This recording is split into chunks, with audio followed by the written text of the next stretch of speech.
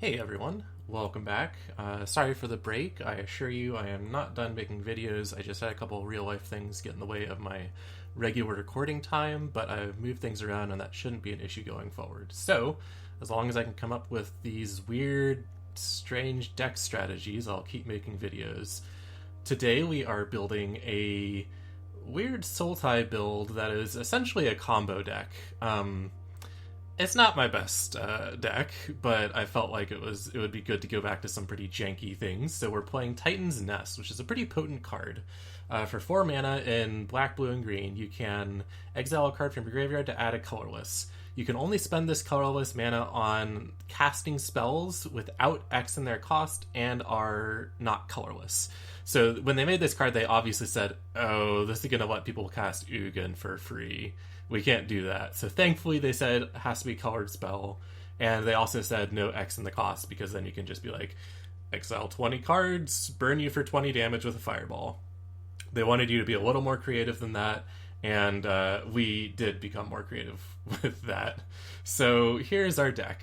The win condition is Thassa's Oracle. So we are trying to mill ourselves out and then cast Thassa's Oracle. We're going to be doing that by playing a bunch of creature cards that mill ourselves and are essentially very cheap because they're going to put cards in our graveyard. So really this Excavation Mole, for example, is going to cost 2 cards from our graveyard, puts 3 in, and costs us just a green. So almost free is the goal here. Basically, we're going to mill ourselves as much as possible by playing creatures. This is going to provide us with a buffer in the combat zone so that the creatures can't just attack us to death. And it's going to give us the opportunity against a control deck that might counter Thassa's Oracle to put a bunch of creatures into play that can pressure the opponent into making openings for us. For example, they might have to spend a turn clearing the board, and that might take down their counterspell mana, and then we can play Thassa's Oracle and win the game. Something like that. It is not very consistent because it's got a wide variety of cards that you need, and we have redundancy in most of those slots. But if you can't find like the 6 different types of cards that make up this combo, then your deck is going to kind of fizzle out. So it's not a very great deck. Maybe there's ways to tweak it. The best version I found was when I started including Mythos of Brokos. So let's go over the different deck pieces here. So we've got our win condition, which is Thassa's Oracle. We've got our Titan's Nest, which is kind of the combo piece here. And we've got a bunch of little like glue and creatures that are going to hold this together. We've got Mire Triton as a stabilizer, mills 2, gains life. We got Excavation Mole as a mill card. We got Carrion Grub, it mills 4 cards, and it can be somewhat big sometimes. 05 is a pretty reasonable body. Not in constructed as a 4-mana creature, but 05 itself is a good body to have in play because it's going to stop a lot of attacks. It's kind of big, and it can get high power as well. Venomous Hierophant is another kind of a bigger Mire Triton, just to keep stuff from attacking us. I found that a lot of the weakness in this deck is that it can't deal with your opponent's mid-range and high synergy decks. It's creatures. You can buff a couple creatures and you'll just lose to those specific cards because we're not running removal. There is pretty much 0 removal in this deck, unfortunately. Which means that some flyers can give us some trouble, which is why I've included a couple Chainweb Arachnirs. These are a 1/2 for 1 that deal damage equal to its power to an opponent's flyer. So on its own, it can ping off 1/1 flyers, like the blue Merfolk that you see in a lot of the Dimir decks. That is a 1/1, you can stack it to draw a card, and it just hits in the air for 1. It can ping off something like that. But since we're milling ourselves so much, it's going to go into the graveyard and we can escape it from there for a 4/5 flyer that's going to deal 4 damage to a flying creature. Sorry, 4/5 with reach, not flying. So it doesn't cost a whole lot to put in our deck. It takes up 2 deck slots, and we mill it, and we can get incidental value when we need it as a kind of safeguard against flyers. So what's the rest of this deck about? We have Great Henge. This is another good card to cast off of Titan's Nest mana. Since we've got a lot of cards in our graveyard, Great Henge, we don't have a lot of big creatures typically, but we can get a lot of mana really easily from Titan's Nest to get a Great Henge into play, and that's going to make all of our creatures cantrip. They're going to draw a card and replace themselves when they come into play, which is going to make it that much easier to find our combo pieces, keep our hand and board full, and just give our opponent a lot of trouble unless they're playing removal. Which they might. I haven't seen Great Henge get killed a lot. Sometimes it's going to happen, though. You do see... I'm running into a lot of mutate decks right now that have Gem Raiders, which is a good call, I think. There's some pretty powerful enchantments and artifacts that are worth destroying right now. So, Great Henge is pretty good. You can get it out without too much trouble, and that's the reason Lovestruck Beast is in here. This is one of our creatures that is not a milling card. It provides us with a 1/1 token, which is useful for chump blocking or for playing Village Rites, which we do have in the deck to keep us fueled. Because at some point you're going to be like, I don't need a Carrion Grub. This is not the card I need. This Excavation Mole is worthless. So I'm just going to ditch it for 2 more cards that are going to be another Carrion Grub. And since all of our stuff is pretty much free once we have Titan's Nest out, it really doesn't hurt to play Village Rites and trade out our card for more mill, more creatures, things like that. The Lovestruck Beast combos really, really nicely with Great Henge because it's a 3-mana 5/5. Even if you can't attack with it, it drops the Great Henge's cost down to 4, so you can go turn 3 Lovestruck Beast. If they don't kill your beast, you go turn 4 Great Henge, and then you're set. It's really hard to recover from a Great Henge landing and not being dealt with immediately. The card draw is insane, the life gain's insane, the mana ramp's insane. It's just really strong. And then our last few cards, we got a Singleton of the Titanoth Rex or Godzilla Primeval Champion. This is just in here as a cute thing to do because it combos hilariously with Carrion Grub. Once it goes to the graveyard from cycling, it is an 11/11, making our Carrion Grub an 11/5. And sometimes you can cycle it to put a trample counter on the Carrion Grub, meaning that your 0/5 that is attacking them that looked kind of harmless suddenly is an 11/5 trample. It's funny. It's not... I don't think it's a good part of the deck. But sometimes, like, the cost for including it, again, like the Chainweb Arachnirs, very small. It's a single card that sometimes pops up and has a massive impact. And even if you draw it, you can just cycle it for 2 mana. So it's a tiny speed bump if you draw it. And if you don't draw it and just mill it, sometimes it's interesting. Not a critical part of the deck. Probably not a good inclusion, but... it's nice. It's cute, so we're putting it in because I am not afraid to play bad cards. And then finally we've got Mythos of Brokos.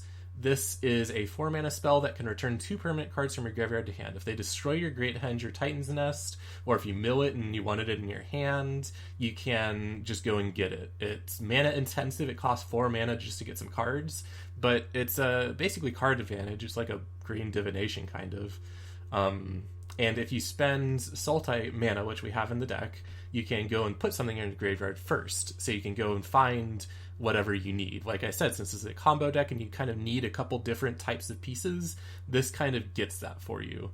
If you need your Great Henge, you can get it. If you're missing your Titan's Nest, you can get it. If you're just looking for Thassa's Oracle, you can get it. And importantly, this can return Thassa's Oracle to your hand, because you will mill Thassa's Oracle most of the time. It's not going to sit in your hand. You're going to have to go get it from your graveyard in order to play Thassa's Oracle. And this can do that. That's the same reason Corpse Churn is in this deck. Mills 3, then returns a creature from your graveyard to your hand. I want to like Corpse Churn a lot, but I can't. It does like everything that we want to do. It mills 3 cards, and then it puts another creature that mills back into our hand to recover Thassa's Oracle. But so often it's a card that I'm afraid to play because it's early in the game and I've drawn it without any creatures. And I'm just like, what if I whiff on it? Pay 2 mana, mill 3 is not what I want to be doing.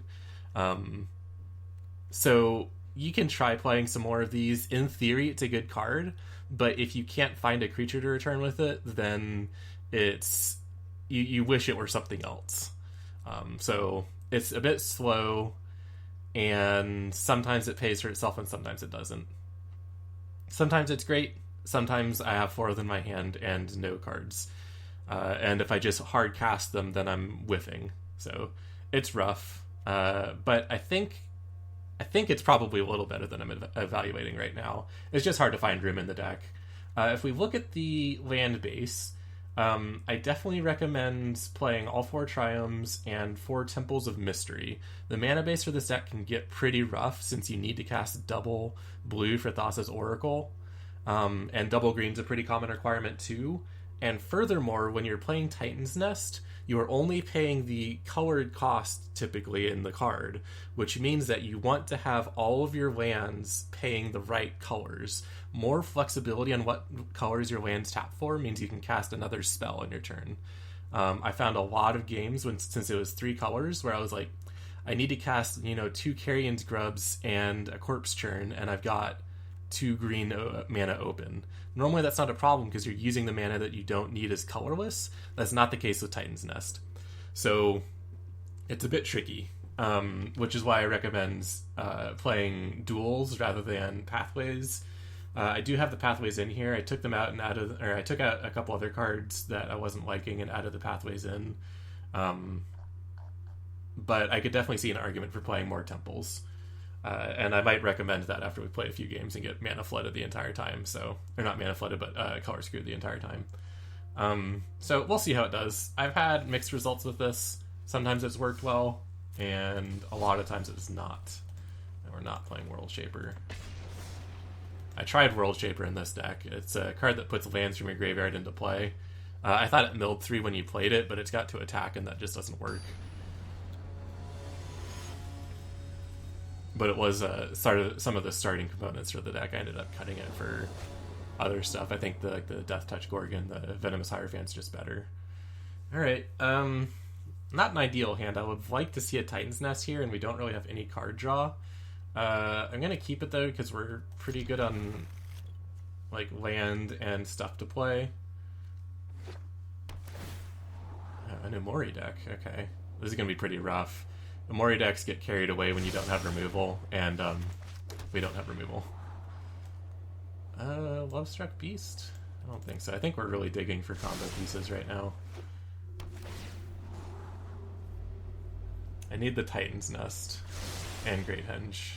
We got the creatures kind of covered. I'm going to get a black, and I'm just going to cycle.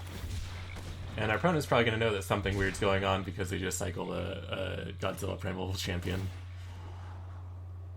Hopefully this scares them into using a bunch of removal all the time. Oh, they don't. The only removals are Doom Bats, which are really good. Let's see. Yeah, I mean, I think we just... do we want to play blue or black? We'll go black. I'm probably going to regret that because I need to double blue at some point, but... We'll give this Trample. I imagine next turn he's going to mutate into the... get a land. Migratory Greathorn. It's typically how this goes. Hopefully he doesn't have the Polywog Symbiote. That's going to be the fuel, the fire for him. On our turn, I'm planning on just playing Lovestruck Beast and sacrificing. We got a land. We'll see. There's a land I like to see.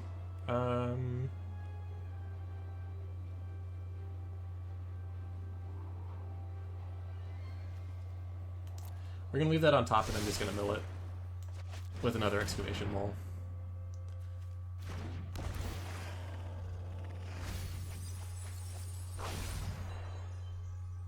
And I strongly suspect this is a Pouncing Shore Shark. He left his mana open. There's not a lot of reason to do that.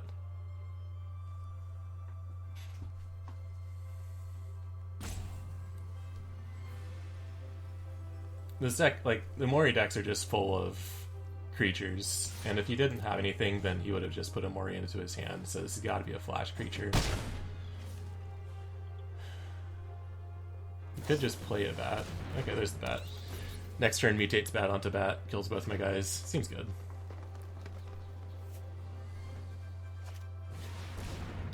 Great one. Seems good.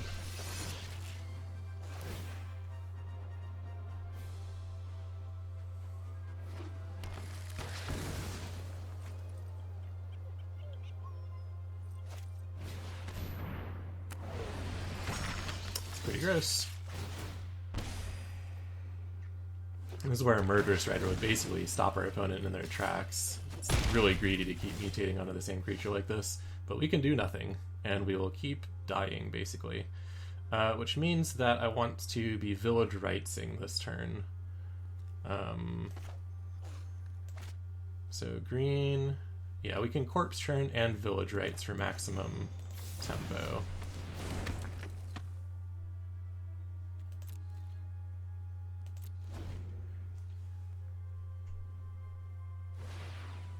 Actually, he's probably not going to mutate because he doesn't care about a 1-1, so I probably should have just village rites right away. It's pretty gross.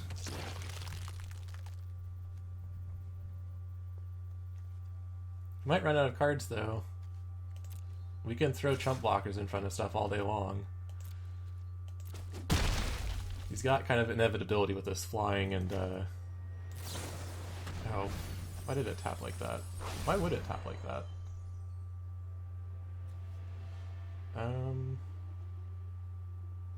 So I kind of need the Thassa's Oracle, but I also want the life gain. And it's likely we'll run into another way to get... Yeah, there's another corpse turn right there. So we're going to Village Rites right now.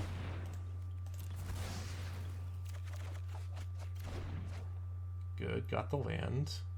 So what I need is Mire Triton and Lovestruck Beast token. That's fine. Because he's going to mutate onto here, and if I don't have a chump blocker to block the Omori, I'm going to be very sad.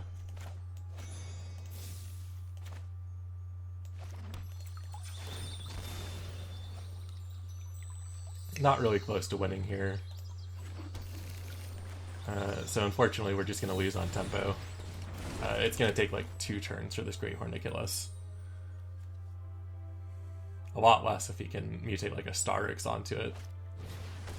Or that. That's going to steal 6 health, ping us down 3 more. And then if he has another mutate, then we're dead. Which he does. Alright, look at those draws. Yeah, single kill spell would have ended it for him. He would have been stuck with an Omori that didn't do anything.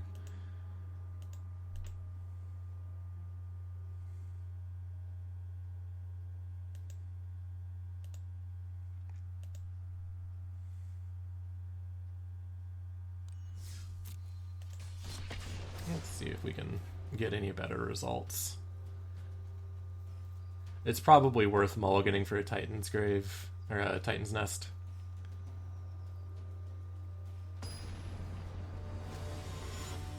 Because otherwise the deck is just a little too slow. It really needs the mana kick. There's double Titan's Nest. Not really useful. They're pretty redundant. They do mill you one at the start of your turn, but it's not great. We've got part of the combo.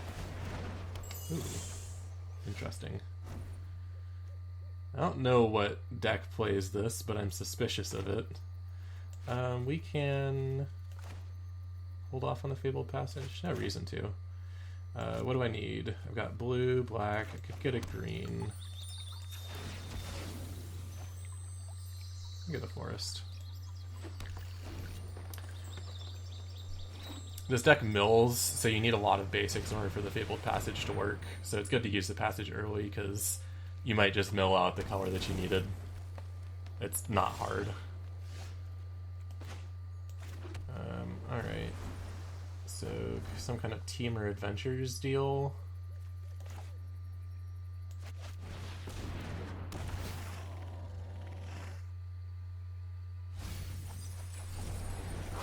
Channeling Arachnir.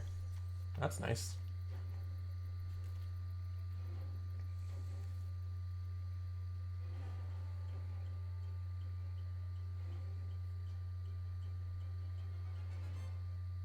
Had we been able to play an Arachnir last turn, we could have killed off their, or last game, they could have killed off their Dirge bet. You can kind of muddy up the ground pretty easy with this deck, because you have a lot of dumb creatures that just sit there and chump blocker trade.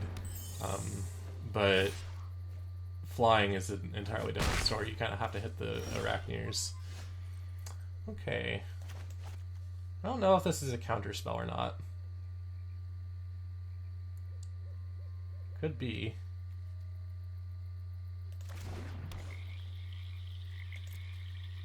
Let's see if it's a flash something. No flash creatures. I'm just gonna run into it. Maybe they'll spend their time countering it and I can Titan's Nest afterwards. Cool. I've got another one. Although 4 in the air every turn is pretty rough.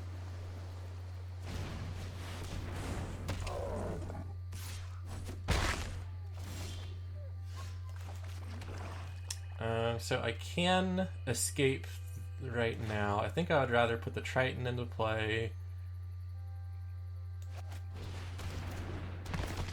to block the Beanstalk Giant. Our opponent's running a little low on cards, which means we might be able to just stabilize. I never count on stabilizing, but we can try. If they Brazen Borrower Triton, I'm just going to block with the Mole. Alright, looks like they're not getting through as long as I've got the Mire Triton in play. It's a lot of mana they've got, though. Could end up just getting, like, hit with that kicker blue card, Inscription of Blue. Inscription of Blue. Bounce both my guys. He's gonna go for it. Is he willing to trade, or has he got something? Maybe he's like, I'm gonna enter the Royal instead. Ow. Well, fortunately I can counter this. So we're not gonna take extra damage. No, we wouldn't anyways, it doesn't have trample.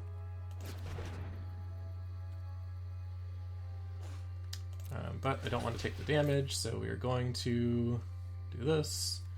And I'm actually just going to Village Rites again. Seems fair. Rebuild our hand, nice. Question is, can we do anything with this? There's another Mole, so yeah. If this Titan's Nest resolves, then we can play the Mole. Not confident on it resolving, though. What would he have here? Could just be Mystical Disputes and Negates.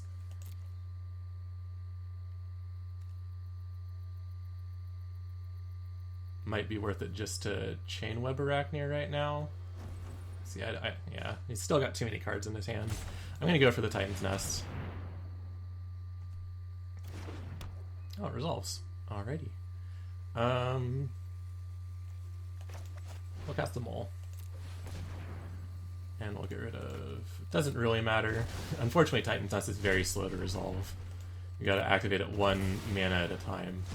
Too bad it wasn't XLX cards.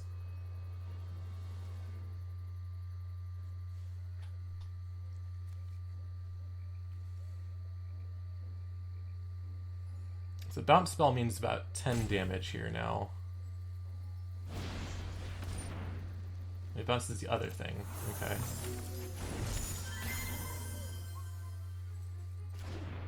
It doesn't have the mana to play it this turn. We'll go ahead and play our land. It's usually irrelevant, but I guess right now it's worth pointing out that you can't spend Titan's Nest mana to cycle, because it is not casting a spell.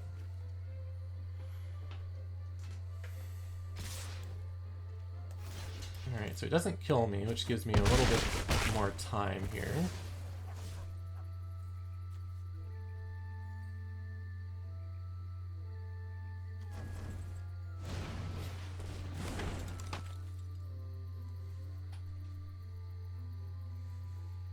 But he is kind of overrunning us.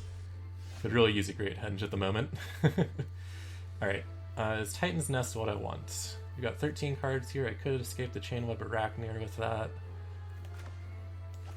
I think I want blue here.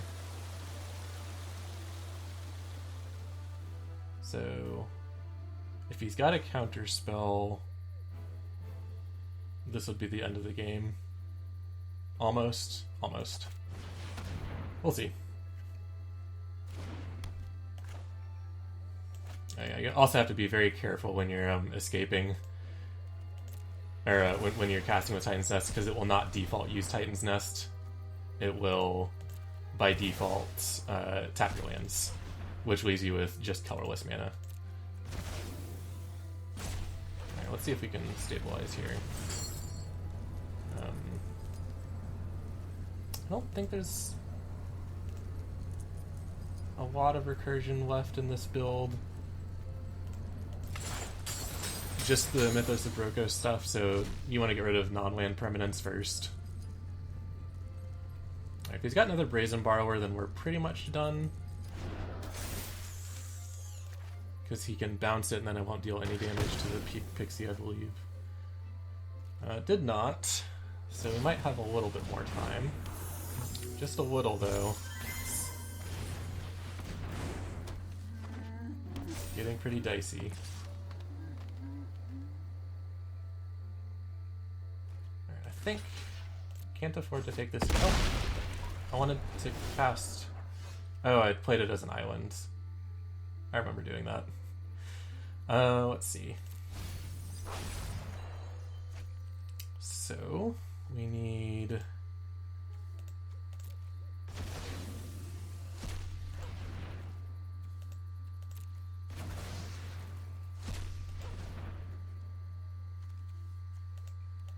these. Barely hanging in there.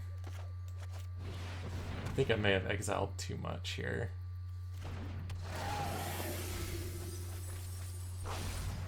Alright. And then I might be able to escape. So I've got to exile 4 other cards.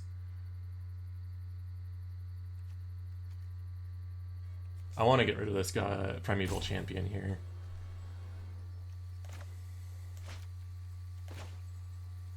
Oh, I don't want to cast it though. Although actually that's not a terrible choice. But I don't want to. I want to cycle it. The Corpse Churn, interesting. We're spinning wheels here. I think I want to get back. Actually, the Chainweb Arachneer is a pretty good choice to get back. Because it'll ping off. Now, let's get back the Mire Triton. And then play said Mire Triton.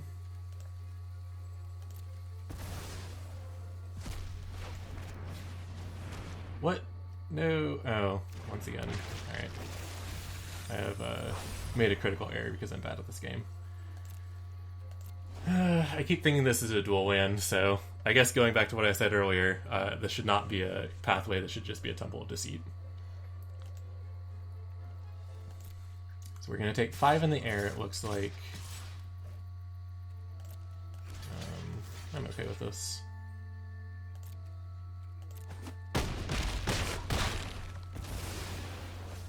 Still got Death Touch. Pixie, alright. So we're taking more in the air. Well, not quite that much more. Alright, let's put that in the graveyard because we are trying to mill ourselves out. We're almost there. We are getting there. Alright. So... I don't have that much green mana, do I? I've got 3 sources of green. I really want another because I want to Mythos of Brokos to get that Great Henge. I can... Yeah, that'll work. I can Mythos of Brokos to get Great Henge and Chainweb Arachneer back into play. Play the Arachneer, kill this, chump block there.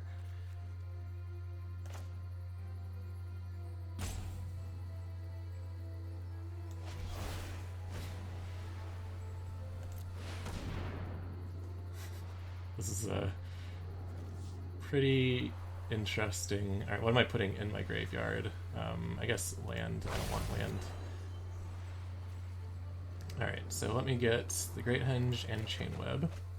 I'm not even sure Great Henge was the right call here, to be honest. Alright, if he counters this, then we lose.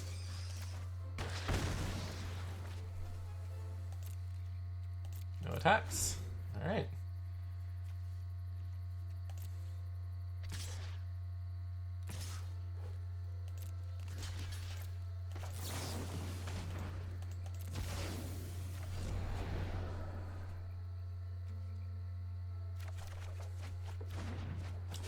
cards. Put that in that graveyard. Alright, so now we can just play this. We wanna exile as much as possible first, so let's get rid of some lands.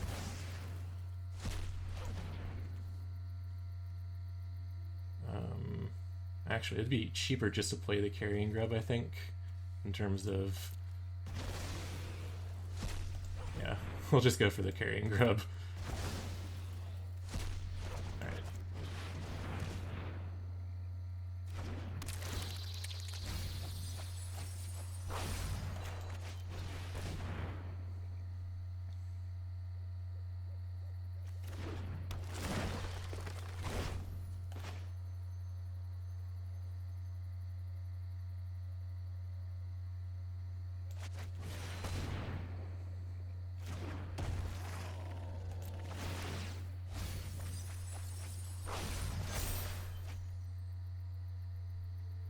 Okay.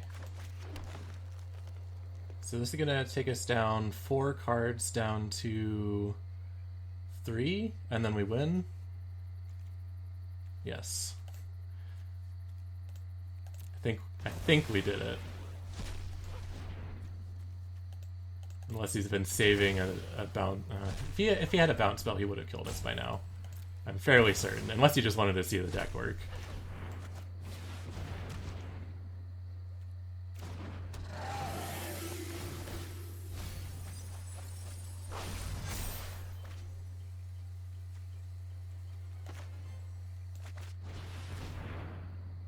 Alright, did we do it?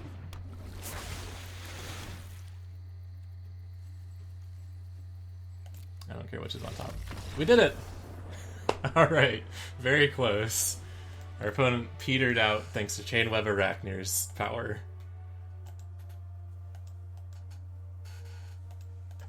Alright, we'll do one more. This is going to be a long episode, but it's a slow deck and there's not really a good way to... There's not really a good way to speed through it. You gotta play half your deck. Flame prize. Alright, let's try one more.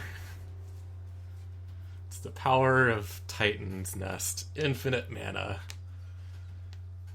It's really not. We were almost empty there for a minute. Chainweb Arachnir depletes your mana really quickly. Because it basically costs 9 to escape. 4 other cards from your graveyard plus 5 mana. Alright. This is an okay hand. It's really not great. I actually regret keeping this immediately. We've got a bunch of early stuff, but we need a lot more lands, so we're gonna have to draw some stuff.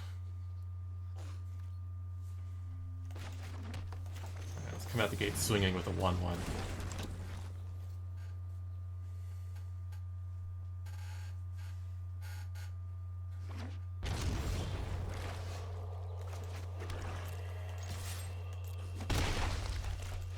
And just in case they're slow, we're going to follow it up with a Mire Triton rather than cycling. Next turn we'll have to cycle, though, if we don't draw land.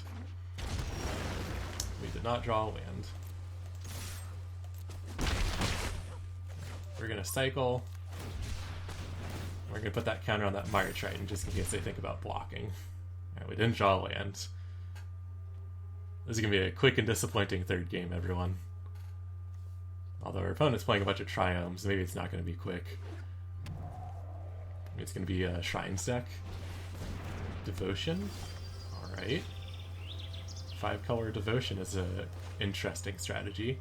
I'm not going to say it's bad. I'm sure that they've got something interesting here that's about to kill us, because we have not a whole lot going on. I mean, we got some aggro, but next turn board wipe, I'm guessing. He doesn't have any white, so it's going to have to be Storm's Vengeance. Okay, Vanishing White. We're going to get in for another 3.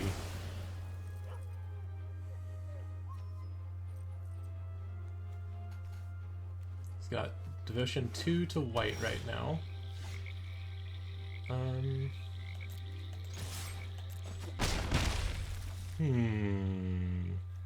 Actually, just going to play the Chainweb Arachnir because I want to Village Rites pretty badly. I'm actually going to do it right now. Because I wanted to land. You can't get what you want, I guess. Yeah, this is not going well. I guess we've got plenty of fuel, though. Just need to land in some Titan's Nest and we can start popping off. Opponent is slowly playing cards. Hopefully they waste all their Banishing Lights on, like, Chain Web or Arachniers. Seems unlikely.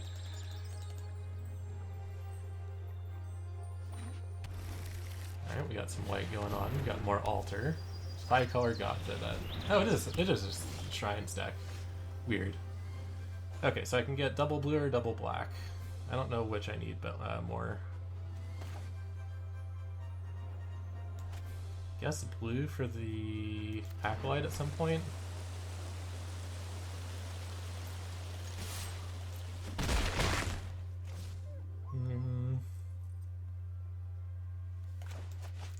Still gonna keep up the Village Rites mana because I suspect some more hard removal. This Carrying Grub is an 11 right now, which is pretty significant. I'm hoping that they waste their removal on other stuff first, and then we can maybe finish them off with a Carrying Grub. But if they just play like the Light Shrine next or the Red Shrine, we're not going to get very far. Maybe they'll just play the Sanctum Shrine. It's a nice janky deck. I appreciate this.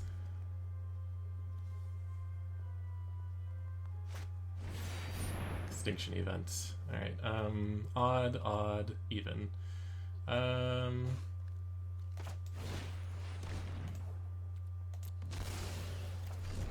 give me some cards. Not land. Who need land? Land. What is it good for? Yep. That's what I expected. Oh, we found land. Alright, so he is almost out of cards. I'm gonna go with the Carrying Grub now. And we'll see if he has removal.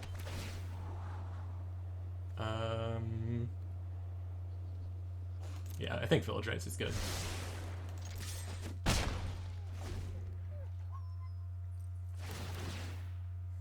He gets to dig for some removal, so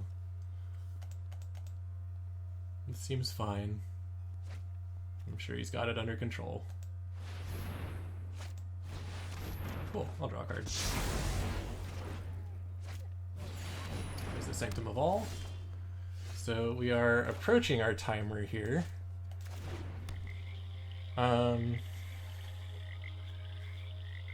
So you can get the White Shrine now, so Carrying Grub's kind of useless. We milled... Not really milled much of importance. Oh, but we can just go get it.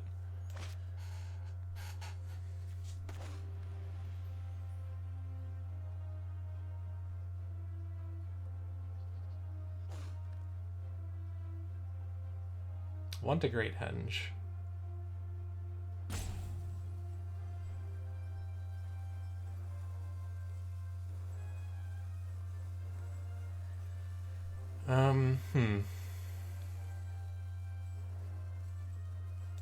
Yeah, I think this is appropriate. Go get a Great Henge. And we'll recover Great Henge and a Mire Triton, because I can play that right now.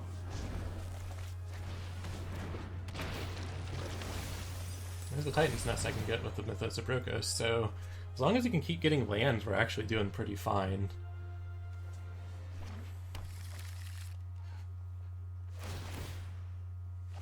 Let's see if he kills the Titan, or the Triton.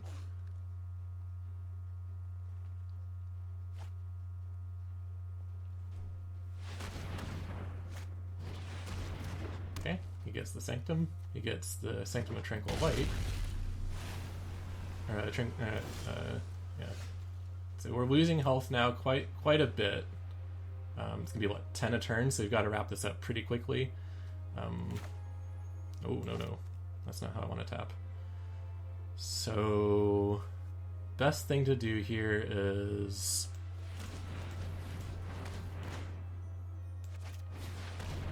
get a Great Henge and start playing creatures.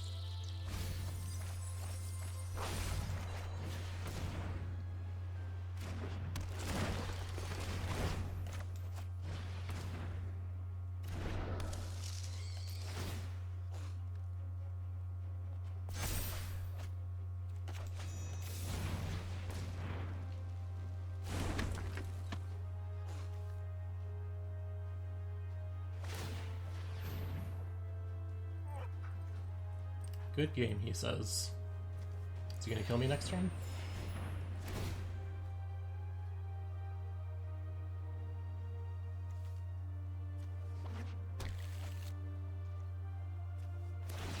I mean, he's gonna get a lot of stuff. Maybe he's gonna fireball me for 1 million.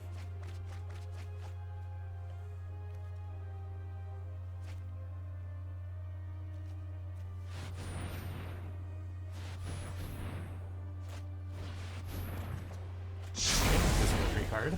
I like it. I think I've got another turn after this one. I could be wrong. Okay, so what are we doing here? We are mythosing for getting back Titan's Nest. Yeah, unfortunately, I think that is the answer.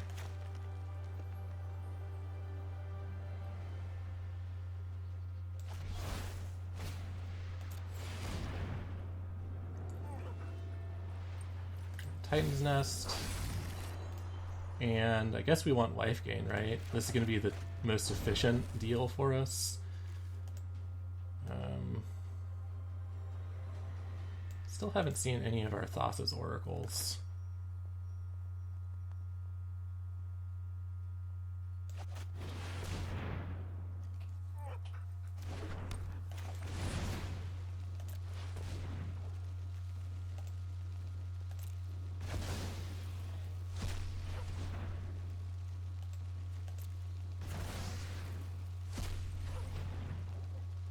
I really wish I had some color filtering, because as you can see, my hand would really love a bunch of black mana, and I only have 2. Alright, we got some Mire Tritining.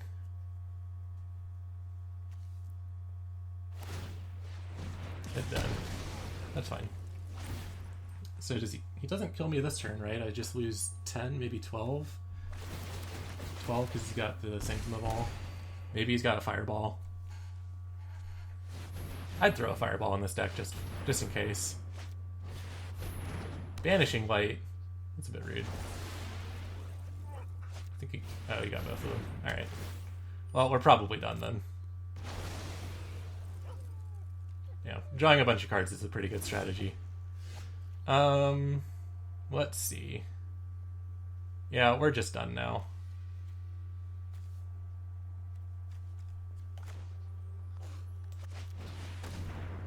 We could get pretty close, I think.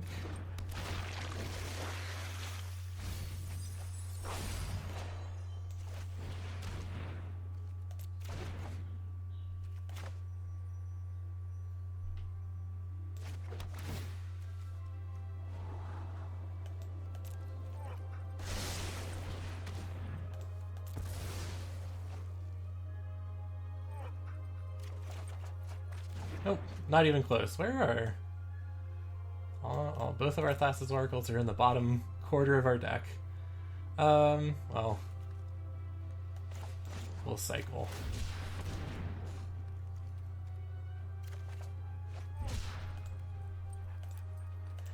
Alright, we lost. So, if you don't want to lose to janky decks like our opponent's Shrines deck, play removal is the lesson here. Is don't let your opponents do whatever they want. But we're playing something pretty janky ourselves, so that's fine. Almost got there, we just didn't quite find the cards we needed. Probably misplay on my part. I should have assumed that they would have Banishing Lights after that. Although 3 in their top half of their deck, kinda lucky, but I should have figured it would happen, and maybe played for some different strategies, something that milled us a little faster maybe. Rather than going all in to get Titan's Nest. But, I don't know, what can you do? So, things to change it up a little bit. If you want a different win condition, you can go for Kiora Best the Sea God. Rather than entirely milling yourself out, you can just play a cheap Kiora Best. Like, Great Henge and Kiora Best the Sea God are legitimate win conditions when you have a lot of mana with Titan's Nest. It's hard to do anything about, so it's pretty good. I've been tinkering with the idea of playing Nethroi, because you can use him to mutate to return a bunch of creatures from your graveyard, but I don't think I like it. Because it's going to take up a card slot here as a reanimation. I just like Mythos of Brokos a lot better to get Thassa's Oracle back out. You can't really cut the blue because you still need it for Titan's Nest. And 10 power creatures doesn't get you too far in terms of milling. It's going to be about 10 cards because each of these are about a power per mill. So unless you can manage to keep your graveyard, like unless you're getting just carrying grubs, it might be something cute to do there where you get like 4 carrying grubs for free. That's still not even any good. But it does get a Thassa's Oracle back into play pretty easily. If you're going to do that, I guess you'd go 4 Thassa's Oracles and maybe there's some blue mill creatures. I don't think there's any blue self-mill. But if you could get a bunch of like blue devotion, you might be able to get like a high devotion count or something. Yeah, I don't see it, but it's something I've been playing with as an idea because it is pretty cheap to do, relatively speaking, especially if you got Titan's Nest out or a Great Henge. Like a Great Henge puts this into pretty easy range to just cast Nethroi to mutate. But then you're also risking removal spells ruining your game because it won't mutate, and then you don't have your win condition. So I don't think it's a great strategy, but you can play around with it. Your graveyard's going to be pretty full, and you can cast it pretty easily with Titan's Nest. It's just a pretty good combo. And then the other one I've been trying out, Agadeem's Awakening. It costs a lot of black, which is why I'm not playing it. You usually have to play your copies first to get the black to play Agadeem's Awakening, so it's hard to justify in a land slot. But when it works, you can return a Thassa's Oracle, an Excavation Mole, and a Carrying Grub to play all at the same time, which means that you can win from like a 10-card deck because you'll mill 7 and then check Thassa's Oracle, which is nice. It gives you a little bit of extra reach. It's just a lot of mana to cast, and you can't pay for it with Titan's Nest because it's an X spell. And that's the kicker there. So I don't really like it, as ideal as it seems for the deck. It just doesn't work for me very much, and I usually end up playing it as a land, which is okay, but I don't like paying the 3 life on it, so the deck's interesting. I like the idea of playing Titan's Nest to play a bunch of creatures that just fuel themselves. Might be worth just going all in on like a creature strategy where you fill the board up with the Great Henge Titan's Nest stuff instead. But I wanted something that wins a little more instantly, rather than having to go to a combat step on the next turn, because there are board clears. I don't see people playing a lot of them, but they exist. So it's a cool deck. Finally get to play Mythos of Brokos. I do like the card a lot, and this is a good fit for that deck. Maybe that's what I should have done. Instead of searching my deck for a card, I could have played it off of Titan's Nest and saved myself 2 mana to play other cards with. I need more practice with the deck. That might have got me a lot further. Might have been there. One thing I considered for this was playing Pack Beast, because it filters. Pack Beat. It filters mana. However, I took out the idea when I realized that Titan's Nest won't fund this. You can't use Titan's Nest mana to activate abilities on creatures. Just cast spells. So. Doesn't really work. There's not a good filter. So basically, I think if you can clean up the mana base, then the deck will be a little more efficient. Like instead of these, run 4 Temple of Deceits. Would prefer Shocks, to be honest, because the amount of times I scry and then mill myself, pretty embarrassing. It's a cool deck, though. I'm gonna try something else for next week. I've got a couple green decks I'm tinkering with. That might be worth playing.